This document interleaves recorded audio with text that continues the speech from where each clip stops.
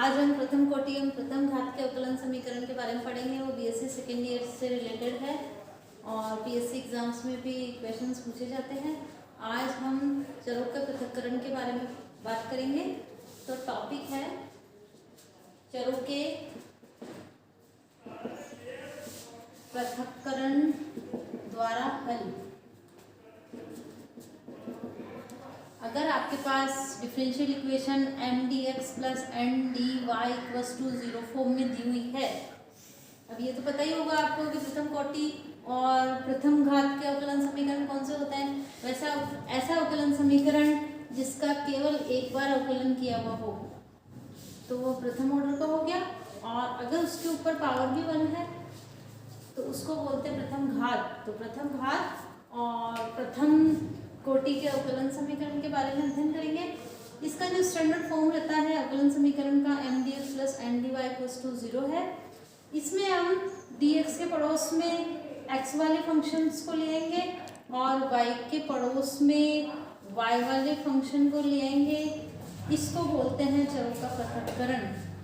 अब हम इसमें समाकलन के द्वारा इसको हल किया जा सकता है। अब आप देखिए, फर्स्ट एग्जांपल है इसका, पेज नंबर 16 है।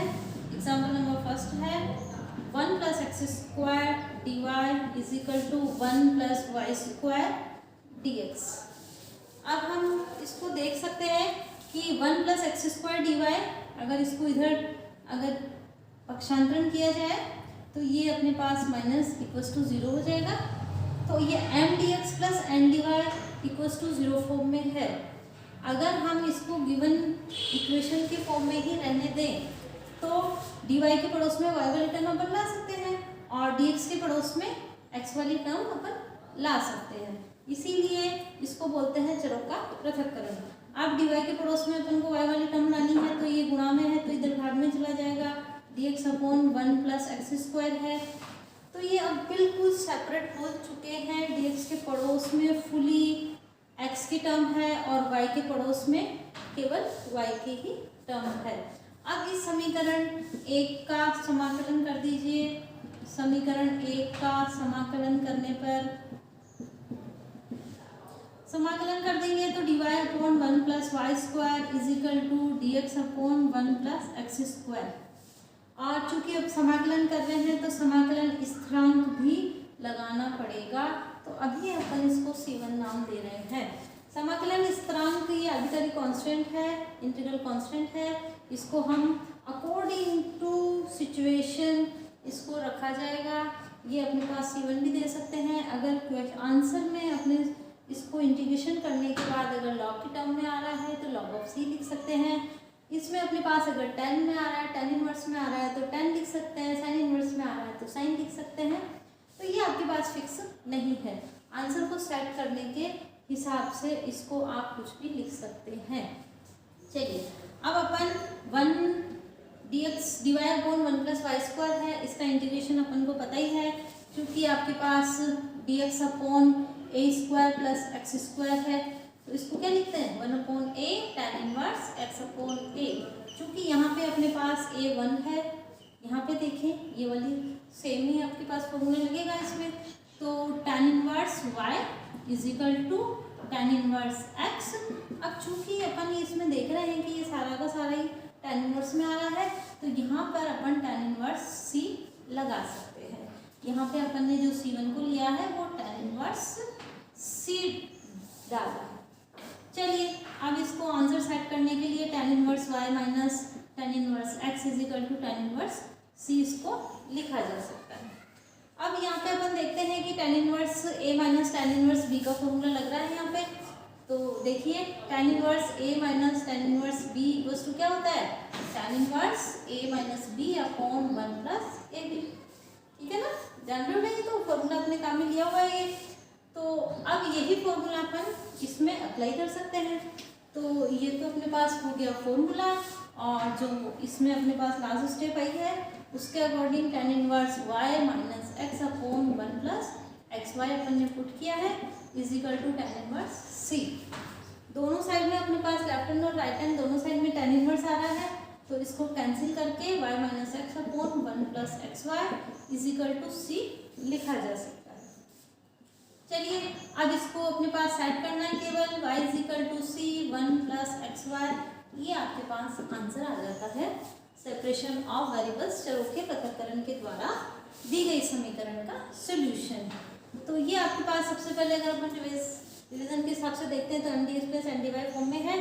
डी वाई के पड़ोस में वाई वाली टर्म लिया अपन ने, डी एक्स के पड़ोस में एक्स वाली टर्म ली है, फिर इंटीग्रेशन कर दिया है इस इक्वेशन फर्स्ट का, इंटीग्रल कांस्टेंट लगा दिया है। इंटीग्रल कांस्टेंट अपन बाद में अपन चेंज कर सकते हैं आंसर को सेट करने के लिए, सिंपल फॉर्म में आंसर लिखने के हिसाब से सेट किया जाता है। अब ये अपने पास फॉर्मूले तो पता ही है, अपन इंटीग्रेशन वाले फॉर्मूले देख ही चुके हैं, tan inverse y, tan inverse x और ये tan इनवर्स c लिख दिया मैंने c1 को, और फिर अपने पास इसको इधर पक्षांतरण किया, tan inverse y minus tan inverse x को tan inverse a minus b के फॉर्मूले से ओपन किया है, तो tan inverse y minus x upon 1 plus x Y is equal to tan inverse c। tan inverse से tan इनवर्स कैंसिल करके अंदर वाली जो y माइनस एक्स 1 अपॉन जो 1 plus x Y is equal to c है, इसको केवल इधर से पक्षांतरण कर दिया है और ये अपने पास आंसर आ गया है। चलिए देखते हैं इसका नेक्स्ट क्वेश्चन। चलो बता लिया होगा बच्चों तुमने, हटा दूँ? चलिए ठीक है। इसका जो एग्जाम्पल नंबर 2 है वो भी इसी तरह का ही है, ये अपन देख लेते हैं। क्योंकि इसके अंदर e की पावर y और इस तरह से टर्म लिया हुआ है, एक्सपोनेंशियल फॉर्म में है, तो एग्जाम्पल नंबर 2 है, ये पेज नंबर 16 चल रहा है इसका। चलिए e टू की power y plus 1 cos of x dx plus e to की power y sin x dy is equal to 0। अब देखो क्वेश्चन को देखते हैं अपन को समझ में आ रहा है कि भाई m dx plus n dy is equal to 0 form में है, तो ये आपने सबसे पहले तो ये फॉर्म देखना है, उसके बाद में ये देखना है कि dx के पड़ोस में क्या हम x की टर्म ला सकते हैं और dy के पड़ोस में क्या हम dy वाली टर्म को पक्षांतरण कर सकते हैं क्या। तो इसमें देखिए पहले cos ऑफ x dx, ठीक है, e टू की पावर y और dy, ठीक है।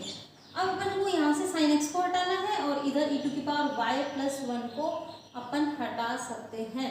आप चाहें तो इसको e टू की power y plus 1 cos of x dx is equal to minus e to की power y sin x dy आप पक्षांतरण कर सकते हैं और अब आप पृथक्करण क्रिया को अपना सकते हैं। cos ऑफ x dx इधर आ जाएगा sin x और e टू की power y dy upon 1 plus e to की पावर y हो गया चलो का पृथक्करण। चलो के पृथक्करण का मीन अपन ने क्या समझा कि dx के पड़ोस में x वाले टर्म आ रहे हैं, dy के पड़ोस में y वाले टर्म आ रहे हैं फुली, और कोई टर्म नहीं बची है, सारे के सारे अपने पास सेट हो चुके हैं। तो अब हमारे पास क्या बच रहा है, केवल समाकलन करना है। तो इस इक्वेशन का समाकलन कर दीजिए। समाकलन करते हैं तो cos of x dx upon sin x कर दीजिए, डायरेक्ट cot ऑफ x अगर आपको फॉर्मूला ध्यान है तो कोट में चेंज कर दीजिए, e टू की पावर y है dy upon 1 plus e to की पावर y प्लस c। ये मैंने इंटीग्रल कांस्टेंट डाला है अकॉर्डिंग टू सिचुएशन, या अपने पास जो इसमें इंटीग्रेशन करेंगे जो मान आएगा उसके अकॉर्डिंग हम इसका मान चेंज कर सकते हैं बाद में। चलिए देखिए इसमें अपने पास sin x को अगर अपन t मानते हैं, sin x बराबर t, तो cos ऑफ x dx बराबर dt, तो dt अपॉन t बनेगा। dt अपॉन t का मतलब हो गया log t, तो अपने पास आ गया ये log sin x is equal to, अब रही बात इधर वाली में भी देखो, नीचे वाले को अगर अपन मान रहे हैं t, तो अपने पास 1 प्लस e टू की power y is equal to t, e to की power y dy is equal to dt form बन रहा है, ठीक है ना। तो अब अपने पास माइनस dt अपॉन t, फिर से अपने पास dt अपॉन t लिखा और प्लस के c1 आ गया, तो यहाँ पे log of sin x is equal to minus log of t, और t की वैल्यू लिख सकते हैं 1 प्लस e टू की पावर y। अब देखा कि भाई पूरी की पूरी टर्म जो आ रही है आंसर वाली वो सारी की सारी log में आ रही है, तो इसको हम log c भी लिख सकते हैं। क्या लिखा भाई अपन ने, c1 is equal to log c अपन ने लिखा है। तो इससे क्या है, आंसर को सिंपल फॉर्म में लिखने में आसानी रहेगी और इसका कोई मीन लॉग ऑफ सी रख दिया है। Log A plus log B form, अब अगर अपन इसको सॉल्व करना चाहें तो log A plus log B क्या होता है, log of A plus log of B is equal to log of A B गुणा में आ जाता है। तो अपन इसमें अप्लाई कर देते हैं, लॉग ऑफ साइन एक्स तो है अपने पास, और ये क्या आया 1 प्लस ई टू की power Y is equal to log of C, integral constant इसका चल ही रहा है। चलिए लॉग से लॉग कैंसिल कर दीजिए, sine x 1 plus E to की power Y is equal to c. This is the answer of given equation first. तो ये अपन ने चरों के पृथक्करण के द्वारा सॉल्व किया। आ रहा है ना समझ में, हो गया ना। इसमें सारा आपको इंटीग्रेशन जो करते हैं उसके फॉर्मूले ध्यान होने चाहिए। अगर ये अपने पास याद रहता है कि भाई कॉट ऑफ एक्स का फॉर्मूला लॉग साइन एक्स है तो आप डायरेक्ट भी अप्लाई कर सकते हैं। अगर ध्यान नहीं है तो साइन एक्स को टी मान लीजिए, कॉस ऑफ एक्स बराबर डी टी अपॉन टी से लॉग कर सकते हैं।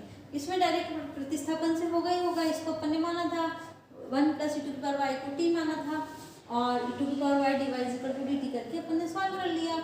इसको लॉग सी वन मान लिया, इसको पक्षांतरण किया, log A plus B is equal to log of A dot B हो जाएगा। इससे अपन ने लॉग लॉग कैंसिल किया। इट मीन्स अपन ने दोनों पक्षों में एंटी लॉग लिया है। तो यहाँ पे लिख सकते हैं कि एंटी लॉग लेने पर take anti log both of side, ठीक है। तो ये अपने पास आंसर आ जाता है इसका, एग्जाम्पल नंबर 2 का। चलिए एग्जाम्पल नंबर 3 करते हैं इसके बाद में। तो चरों के पृथक्करण के द्वारा अपन सॉल्व करना सीख रहे हैं आज, और सबसे फर्स्ट मेथड है अवकलन समीकरण को हल करने का। और अवकलन समीकरण कौन सी है, फर्स्ट ऑर्डर और फर्स्ट डिग्री की। फर्स्ट ऑर्डर और फर्स्ट डिग्री बताई दिया है, ऐसे अवकलन समीकरण जिसका एक ही बार अवकलन एक बार हो रहा हो और उसकी पावर भी एक ही हो। चलिए एग्जाम्पल नंबर 3 करते हैं। डिवाइड बाय डीएक्स, अरे वाह, इसके अंदर तो डिवाइड बाय डीएक्स डायरेक्टली लिखा हुआ है, लेकिन अब अपन देख रहे हैं कि ई टू की पावर एक्स माइनस वाई और ई टू की power minus Y dot X square. अब सिंपली अगर अपन नजर डाल रहे हैं तो मिक्स टाइप का लग रहा है। इसमें एक्स स्क्वायर ई टू की पावर माइनस वाई है और इसमें ई टू की पावर एक्स माइनस वाई दिया हुआ है। तो अभी अपन को लग रहा है कि भाई M D X plus N D Y form में तो लिख सकते हैं अपन, इसको इधर ले जाओ और इसको इधर ट्रांसफर कर लो। अब यहाँ पे देख रहे हैं कि ई टू की power X dot E to की पावर माइनस वाई इसको लिखा जा सकता है, ठीक है। हर समान है ना, तो आधार समान होने पर बातें जुड़ जाती है। चलिए इसमें ई टू की पावर माइनस वाई कॉमन आ रहा है, ई टू की power x plus X square बच जाएगा और इधर डिवाइड बाय डी एक्स। अब ये फॉर्म आते ही चलो का पृथक्करण को नजर आ गया। डी एक्स को इधर ले लेंगे, ई टू की पावर माइनस वाई को इधर ले लेंगे, डी वाई के पड़ोस में वाई वाली टर्म आ गई है, डी एक्स के पड़ोस में डी एक्स को इधर ले जाने पर एक्स के टर्म में हो जाएगा। चलिए डी वाई है, इसको ऊपर नीचे ले जाएंगे, ये ऊपर आएगा, ई टू की पावर वाई ई टू की power x plus X square है, ये डी एक्स।